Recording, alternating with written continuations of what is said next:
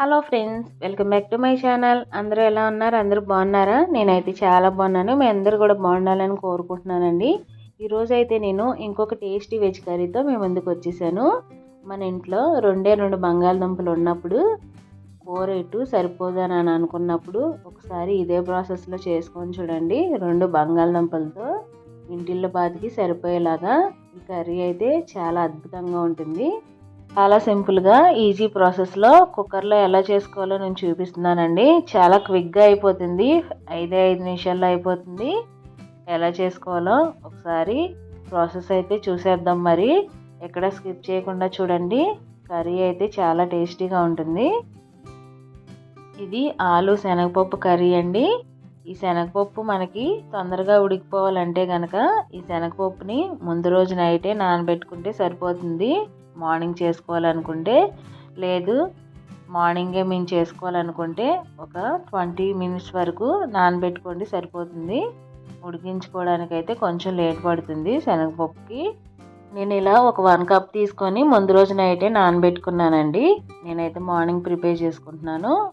దాంట్లోకి అయితే ఒక 2 పొటాటోలు, ఇలా పచ్చిమిర్చి, ఆనియన్ ముక్కలు, తర్వాత శనగపప్పు, తర్వాత టమాటాలు కూడా ఇలా పేస్ట్ చేసుకొని ఒక్కొక్కరు తీసుకున్నాను. నేనైతే కుక్కర్లో చేసుకుంటున్నానండి. ఉల్లిపాయలు ఇలా స్లైసెస్లా కట్ చేసుకుంటున్నాను. నేను శనగపప్పు నైటే నానబెట్టుకున్నాను కాబట్టి నాకు శనగపప్పు అయితే బాగా నానిపోయింది. ఇంతవరకు అయితే మనకు కావాల్సినవండి ఇవన్నీ. తర్వాత హోల్ స్పైసెస్ కూడా తీసుకోవాలి. జీలకర్ర, చెక్క, లవంగ, తర్వాత ఇలాచీ కూడా తీసుకొని ఒక బిర్యానీ ఆకు కూడా తీసుకున్నాను. ఇప్పుడు ఈ స్పైసెస్ అన్నీ కూడా ఒక రోల్లో వేసుకొని ఇలా అయితే నేను క్రష్ చేసుకుంటున్నానండి. పౌడర్లా కాకుండా కొంచెం లైట్గా క్రష్ చేసుకుంటే సరిపోతుంది. దానిలో ఉన్న ఫ్లేవర్స్ అన్నీ కర్రీకి పడతాయని చెప్పి నేను ఇలా అయితే క్రష్ చేసుకుంటున్నాను లైట్గా. యాలక్కాయలో ఉన్న ఫ్లేవర్ అంతా దిగే వరకు. తర్వాత ఒక కుక్కర్ తీసుకొని కుక్కర్లో ఒక 3 స్పూన్స్ వరకు అయితే ఆయిల్ అయితే వేసుకుంటున్నాను. ఆయిల్ హీట్ అయిన తర్వాత హోల్ స్పైసెస్ యాడ్ చేసుకుంటున్నానండి. మనం క్రష్ చేసి పెట్టుకున్నాం కదా, అవి యాడ్ చేసుకొని దాంట్లో ఉన్న ఫ్లేవర్స్ అన్నీ ఆయిల్లోకి మంచిగా దిగే వరకు కొంచెం సేపు అయితే ఫ్రై చేసుకుంటున్నాను. తర్వాత ఆనియన్ ముక్కల్ని వేసుకుంటున్నానండి. ఆనియన్ ముక్కలు కొంచెం మగ్గే వరకు ఫ్రై చేసుకోవాలి.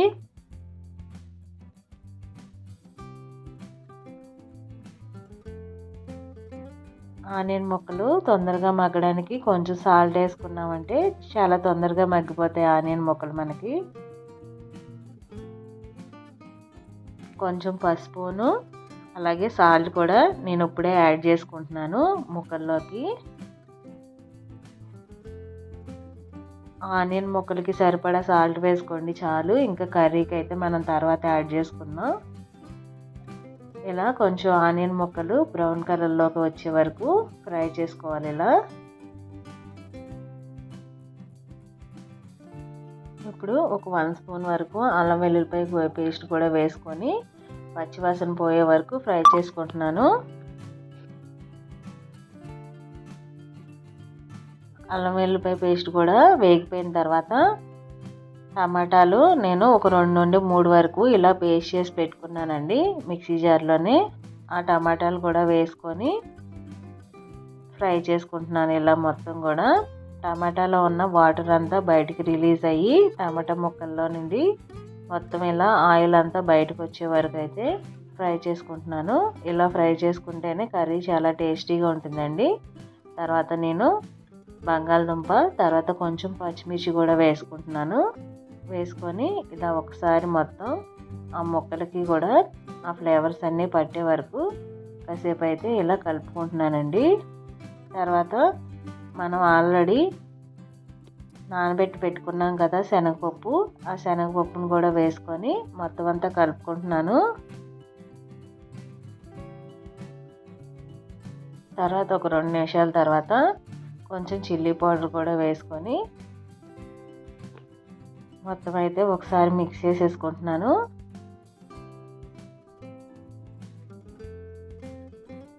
ఇప్పుడు గ్రేవీ కోసం కొంచెం వాటర్ కూడా వేసుకొని ఒక 2 నుండి 3 విజిల్స్ అయితే పెట్టుకుంటున్నానండి నేను.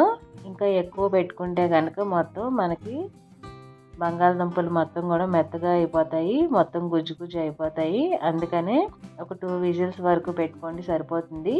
ఇప్పుడు సరిపడా సాల్ట్ కూడా వేసుకొని ఒక 2 విజిల్స్ అయితే పెట్టుకుంటున్నాను నేను. లేదు మాకు ఇంకా మెత్తగా కావాలి బంగాళదుంపలు అంటే కనుక 3 నుండి 4 విజిల్స్ వరకు అయితే పెట్టుకోండి. నేనైతే 2 విజిల్సే పెట్టుకున్నాను. చూసారు కదా, ఇలా ముక్క కనబడేలా అయితే నేను విజిల్స్ వేయించుకున్నాను.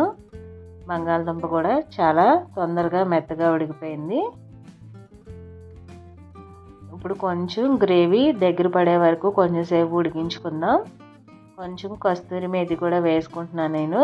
తర్వాత నా దగ్గర గరం మసాలా ఉంది, గరం మసాలా కూడా వేసుకుంటున్నానండి. ఇది నేను ఇంట్లో చేసుకున్న మసాలానే. అన్ని నాన్ వెజ్ కర్రీస్ కూడా నేను అదే మసాలా వాడతాను. మీకు ఎవరికైనా ఆ వీడియో లింక్ కావాలంటే కింద ప్లే బటన్లో ఇస్తాను చూడండి. తర్వాత లాస్ట్లో ఫైనల్గా కొంచెం కొత్తిమీర ఇంకా పుదీనా తరుగు కూడా వేసేసుకుంటున్నాను. లాస్ట్లో కొన్ని పచ్చిమిర్చి ముక్కలు పక్కన పెట్టుకున్నా నేను. ఆ ముక్కలు కూడా వేసుకొని ఒకసారి బాగా మిక్స్ చేసేసుకుంటున్నాను.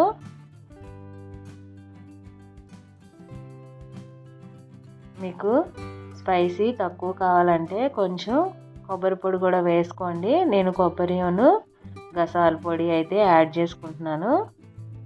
అంతేనండి, ఎంతో టేస్టీగా ఉండే శనగపప్పు ఆలు కర్రీ అయితే రెడీ అయిపోయింది. చూడండి, చాలా తొందరగా క్విక్గా అయిపోతుంది కుక్కర్లో చేసుకుంటే కనుక. ఇలా అయితే నేను పిల్లలకి లంచ్ బాక్స్ టైంలో ఇలా తొందరగా క్విక్గా అయిపోయేటట్టు ఇలా కుక్కర్లోనే చేసుకుంటాను. చూడండి, వేరొక బౌల్లోకి తీసేసుకొని సర్వ్ చేసేసుకుందాం. చూసారు కదా, మంచి కలర్తో ఎంతో చక్కటి ఆలు శనగపప్పు మసాలా కర్రీ అయితే రెడీ అయిపోయింది. చూడండి, చాలా బాగుంది. అంతేకాకుండా టేస్ట్ కూడా చాలా బాగుందండి. మీలో ఎవరైనా ఫస్ట్ టైం నా ఛానల్ చూస్తున్నట్టే ప్లీజ్ లైక్ చేయండి, షేర్ చేయండి, సబ్స్క్రైబ్ కూడా చేసుకోండి. Thanks for watching.